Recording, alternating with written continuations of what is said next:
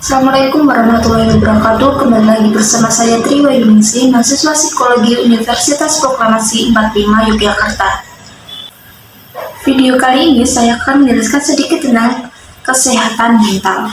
Menurut WHO, kesehatan mental merupakan kondisi dari kesejahteraan yang disadari oleh individu, yang di dalamnya terdapat kemampuan-kemampuan untuk mengelola stres kehidupan yang wajar untuk bekerja secara produktif dan menghasilkan serta berperan di komunitasnya. Kesehatan mental merupakan komponen mendasar dari definisi kesehatan. Kesehatan mental yang baik memungkinkan orang untuk menyadari potensi mereka, mengatasi tekanan kehidupan yang normal, bekerja secara produktif, dan berkontribusi pada komunitas mereka. Individu yang sehat mental yaitu pribadi yang menampilkan tingkah laku yang adekuat dan bisa diterima di masyarakat pada umumnya. Sikap hidupnya sesuai dengan norma dan pola kelompok masyarakat, sehingga ada relasi interpersonal dan intersosial yang memuaskan. Terdapat 3 indikator kesehatan mental yang harus mencakup dimensi kehidupan.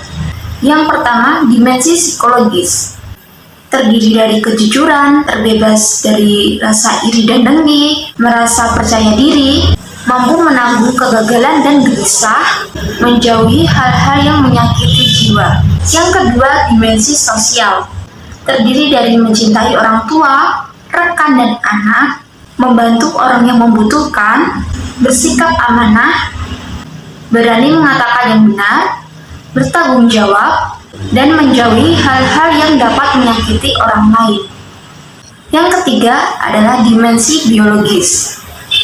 Terdiri dari sehat dari berbagai penyakit, tidak cacat fisik, memperhatikan kesehatan, dan tidak membebani fisik sesuai dengan kemampuannya. Berikut beberapa ciri-ciri dari gangguan mental. Yang pertama adalah waham atau delusi, yaitu meyakini sesuatu yang tidak nyata atau tidak sesuai dengan fakta yang sebenarnya. Yang kedua adalah halusinasi, yaitu sensasi ketika seseorang melihat, mendengarkan, atau merasakan sesuatu yang sebenarnya tidak nyata. Yang ketiga adalah suasana hati yang berubah-ubah dalam periode tertentu. Yang keempat, perasaan sedih dalam waktu berminggu-minggu, bahkan berbulan-bulan. Yang kelima, perasaan cemas dan takut secara berlebihan dan terus-menerus sampai mengganggu aktivitas sehari-hari. Yang keenam, gangguan makan. Misalnya, takut bertambah berat badannya, cenderung memuntahkan makanan, atau bahkan makan dalam jumlah yang banyak.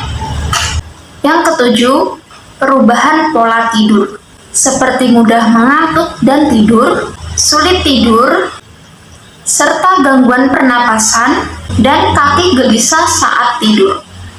Yang kedelapan, kecanduan alkohol dan nikotin, serta penyalahgunaan nafsa. Yang kesembilan, marah secara berlebihan sampai mengamuk dan melakukan tindak kekerasan. Dan yang ke-10, melakukan hal yang tidak wajar, seperti teriak-teriak yang tidak jelas, berbicara dan tertawa sendiri, serta keluar rumah dalam kondisi yang telanjang. Nah, selanjutnya adalah contoh dari gangguan mental itu sendiri. Yang pertama adalah depresi. Depresi merupakan gangguan suasana hati yang menyebabkan penderitanya terus-menerus merasa sedih. Berbeda dengan kesedihan biasa yang berlangsung selama beberapa hari, perasaan sedih pada depresi bisa berlangsung hingga berminggu-minggu atau berbulan-bulan.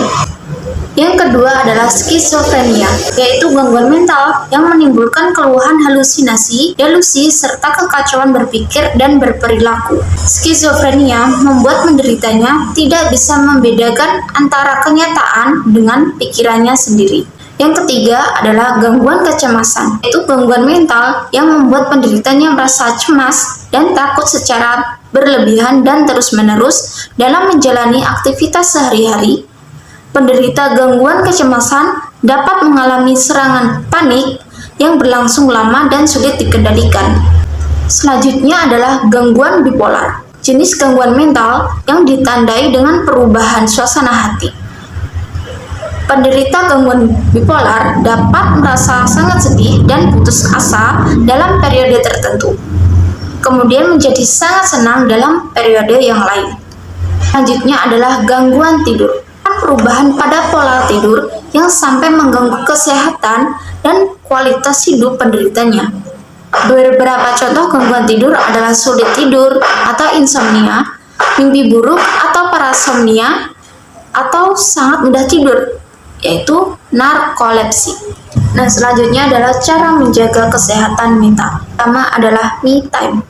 Dengan meluangkan waktu untuk diri sendiri, belajar mengenali diri sendiri, dan melakukan hobi. Yang kedua adalah istirahat yang cukup. Istirahat termasuk tidur yang cukup, tidak hanya membuat tubuh menjadi segar, tetapi juga menjaga kesehatan mental. Yang ketiga adalah rajin berolahraga, karena di dalam diri yang kuat terdapat jiwa yang sehat. Keempat, membangun hubungan yang sehat dan positif. Membangun hubungan dengan keluarga, teman, ataupun pasangan dengan cara yang sehat dan positif. Yang kelima adalah menjaga pola makan dan kesehatan tubuh. Kesehatan fisik dan tubuh bisa berpengaruh pada kesehatan mental. Sekian dan terima kasih. Wassalamualaikum warahmatullahi wabarakatuh.